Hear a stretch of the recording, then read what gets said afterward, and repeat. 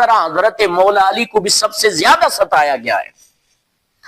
یعنی کہ نبوت کے اندر اگر کسی نبی کو زیادہ ستایا گیا ہے تو وہ نبی پاک صلی اللہ علیہ وسلم کی ذات ہے, اور ولایت کے اندر اگر کسی ولی کو سب سے زیادہ ستایا گیا ہے, پریشان کیا گیا ہے, تکلیفیں دی گئی ہیں, تو وہ مولا علی کی ذات ہے.